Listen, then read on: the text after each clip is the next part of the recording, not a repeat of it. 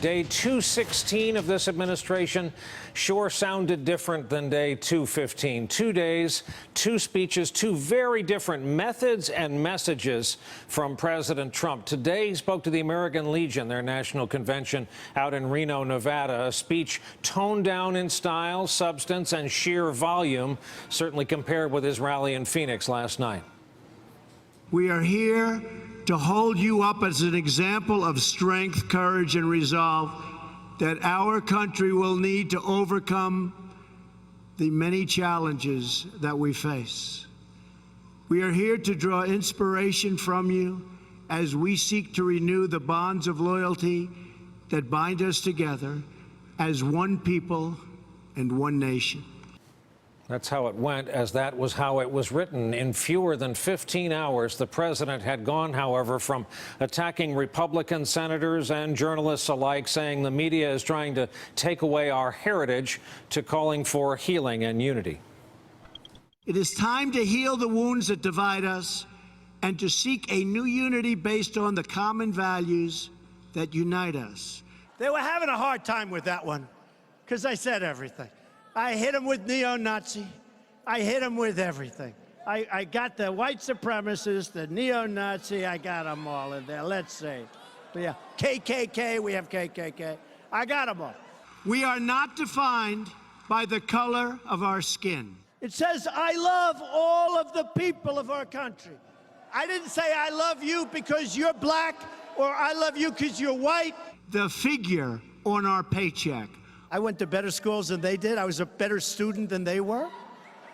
I live in a bigger, more beautiful apartment. Or the party of our politics. So the Democrats have no ideas, no policy, no vision for the country. The American Legion not only remembers history, you help keep history alive.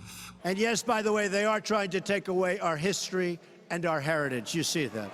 You stress the need to enforce our laws, including our immigration laws. Was Sheriff Joe convicted for doing his job? I am proud to report that we have worked with Congress to achieve a dramatic increase in defense spending this year. And for our friends in the Senate,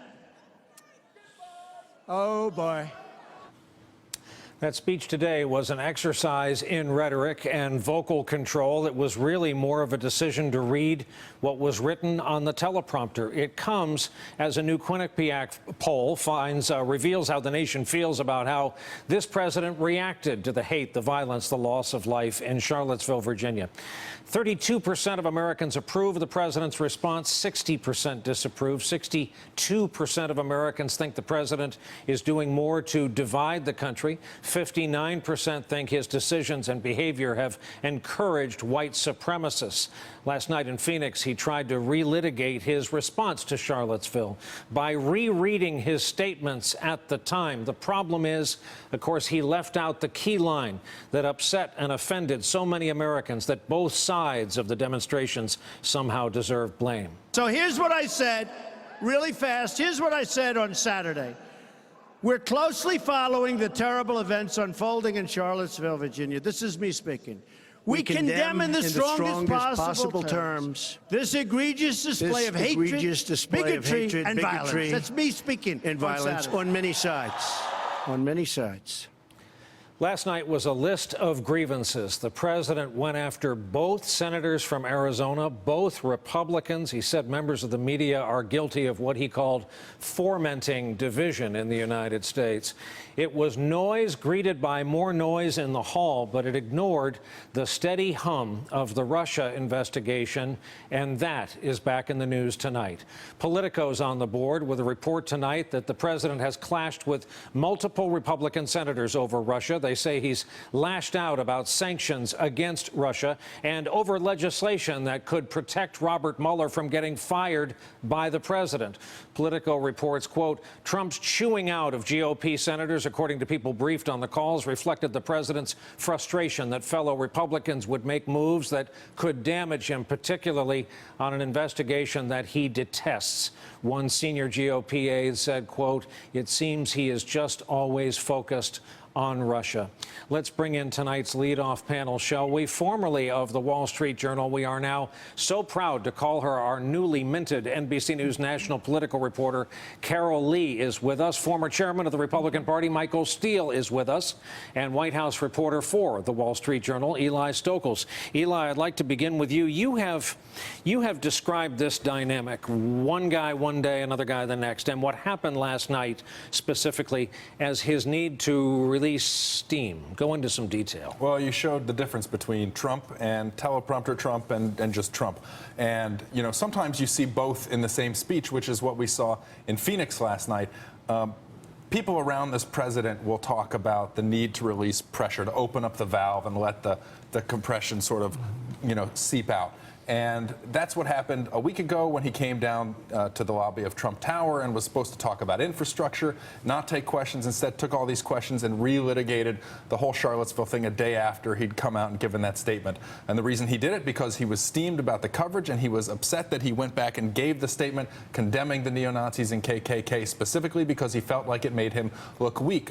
Fast forward, he let off all that steam, needed to do it again last night in Phoenix. Why is that? Well, you laid it out, right? There's the Russia investigation. There's the deterioration of his relationships with so many Republican senators. There's the drip, drip, drip of reporting about all the charities that are leaving Mar-a-Lago and moving their benefits elsewhere. There are just so many humiliations and things that trigger him in the media that he is still consuming.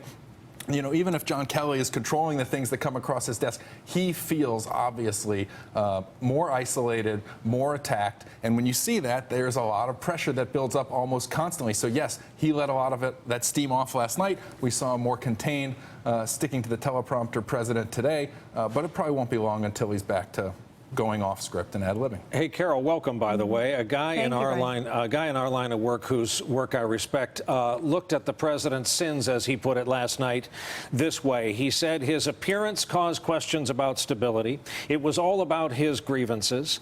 He attacked Republican incumbents. He had unrealistic goals like changing the filibuster threshold and government shutdown among them. He had no message, no follow-on on Afghanistan from 24 hours earlier, committing young men and women to war. No mention of the sailors on board the USS John McCain. So my question is, if all that is true, was this at all a chastened teleprompter president we saw today, in your view? No, I don't think so. What you see is, you know, we started out Monday. The president gave a very stuck to the teleprompter, gave a very somber speech. He also talked about unity in that speech when he was announcing his Afghanistan policy. You get to Tuesday, and he's in a dramatically different audience, you know, than he was today and on Monday, where he's talking to veterans and active military, as opposed to in an arena surrounded by his supporters, where he feeds off the crowd, and you get an entirely different Trump, and you get, you know, a more comfortable Trump. If you look at the way the president conducts himself and when he's having to use the teleprompter and follow the script, he's not very comfortable, and he's extremely comfortable in the Phoenix rally, where he, you know, he's a president who thinks about, when he's thinking about things, he's not thinking about unity and how to unify the country. This is a president that sits in the White House and he goes over who he feels is slighting him, where he feels things are not fair, who's not defending him enough, and then he gets out, and when he gets into a crowd like the one that you saw yesterday, you know, he just unleashes. And, you know, there are consequences in terms of whether people question his ability to lead, but there's also potentially some significant legislative consequences when he lashes out at Republicans, as he did last night. Michael Steele, former chair of the Republican Party, who must answer for all Republicans on the planet for the rest of his life. To quote our friend Phil Rucker in the Washington Post, again and again, the pattern has been the same. The moments when Trump stays on message, as with his August 14th statement in the White House, almost inherently serve as a precursor for meltdowns such as his news conference the next day. Part of what Carol was saying, part of what Eli was saying. It's a pattern.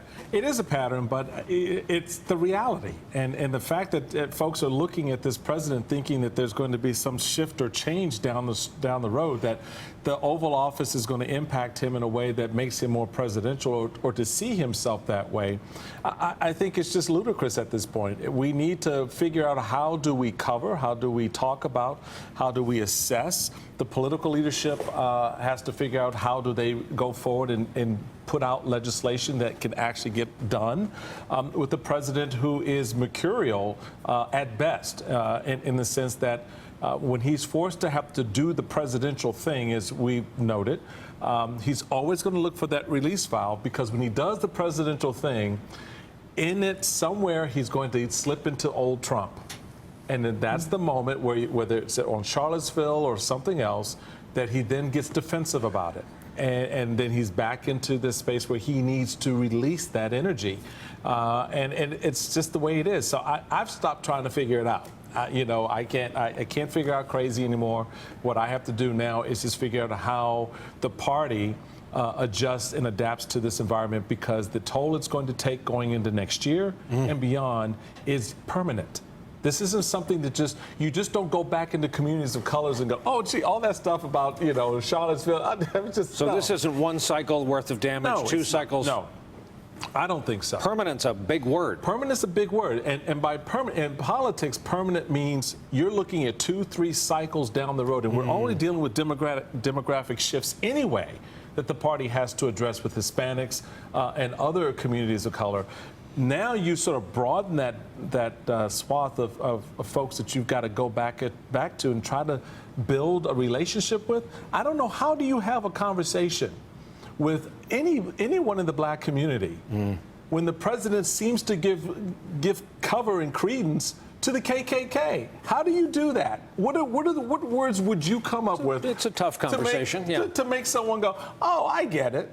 It's just not there. So this is the reality for this administration. It's the reality for the president. I mean, for the Congress. I think the president doesn't really care about that part of it, and I think the Congress does, and that's going to be an issue. Hey there, I'm Chris Hayes from MSNBC. Thanks for watching MSNBC on YouTube. If you want to keep up to date with the videos we're putting out, you can click subscribe just below me, or click over on this list to see lots of other great videos.